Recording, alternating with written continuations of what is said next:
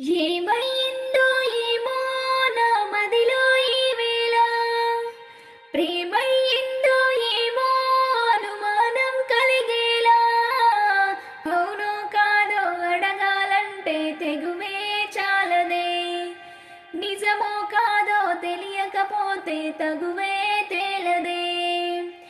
ఏమైందో ఏమో నా మదిలో ఈ వేళ, ప్రేమయ్యిందో